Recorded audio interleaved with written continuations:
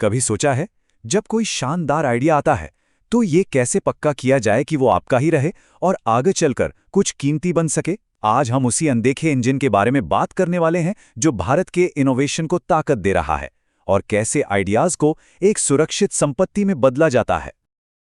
इन सब का जवाब एक ही बहुत ही पावरफुल फ्रेमवर्क में छिपा है, जिसे आज हम समझने जा रहे हैं, इंटेलेक्चुअल प्रॉपर्टी राइट्स, या जिसे हम सब आईपीआर कहते हैं।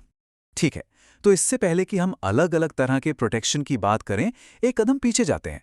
एक बहुत ही बेसिक सवाल, आखिर आईपीआर की जरूरत ही क्यों है? इसका असली मकसद क्या है ना? तो आईपीआर को आप कह सकते हैं कि दिमागी क्रिएशंस के लिए एक तरह की कानूनी ढाल है, लेकिन ये एक दो-धारी तलवार की तरह भी है। ये सिर्फ बनाने वाले को प्रोटेक्ट नहीं करता, बल्कि ये भी पक्का करता है कि ये ज्ञान आखिरकार सबके भले के लिए शेयर किया जाए। ये एक बहुत ही नाजुक संतुलन है। तो सवाल है, ये बैलेंस बनता कैसे है?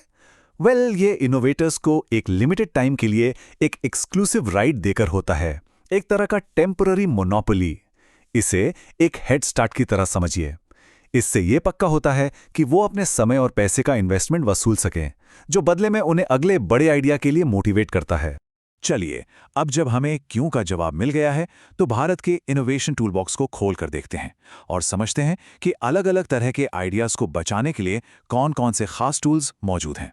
तो ये हैं हमारे टूलबॉक्स के कुछ सबसे जरूरी औजार। अब इनके फर्क पर जरा ध्यान दीजिए। एक पेटेंट आपके आविष्कार के काम करने के तरीके को 20 साल के लिए प्रोटेक्ट करता है। वहीं दूसरी तरफ कॉपीराइट किसी क्रिएटिव एक्सप्रेशन, जैसे सॉफ्टवेयर कोड, को उसके बनाने वाले की पूरी जिंदगी और उसके 60 साल बाद तक बचाता है। हर टूल का एक खास काम है। ट्रेडमार्क आपके ब्रांड को बचाता है, तो इंडस्ट्रियल डिजाइन आपके प्रोडक्ट के यूनिक लुक को। पर असल मजा तो तब आता है जब ये प्रोटेक्शंस एक साथ काम करते हैं। ये अकेले कम ही काम आते हैं। असली ताकत तो इनके एक साथ आने में है, जब ये एक ही इनोवेशन को प्रोटेक्ट करते हैं। मान लीजिए एक नया मेडिकल डिवाइस बना है। अब देखिए ये सब एक साथ कैसे काम करता है। उसकी जो कोर टेक्नोलॉजी है वो पेटेंट से प्रोटेक्ट होगी। उसका आकर्षक स्लीक डिजाइन वो इंडस्ट्रियल डिजाइन के अंदर आएगा। ब्रांड का नाम वो ट्रेडमार्क है, और जो कोड उसे चलाता है वो है कॉपीराइट। ये एक तरह से कई दीवारों वाला किला बनाने जैसा है, जो इनोवेशन को हर तरफ से महफूज रखता है।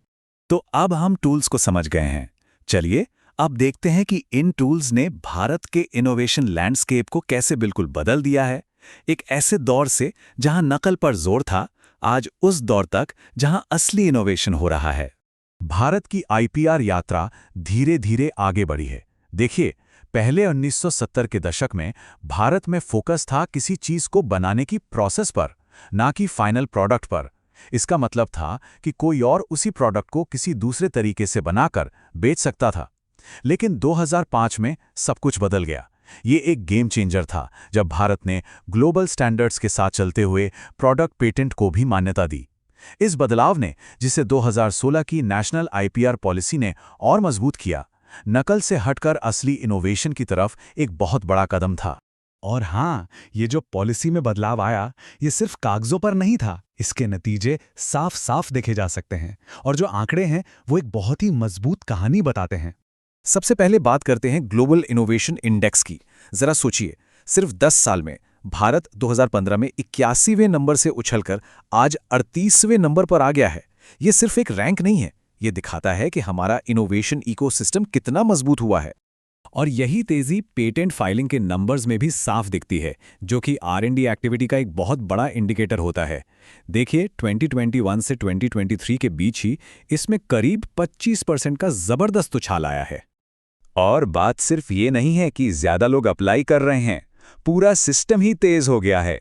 जो पेटेंट जांच पहले, सोचिए, 2016 में 72 महीने यानी 6 साल ले लेती थी, वो अब सिर्फ 5 से 23 महीने में हो रही है।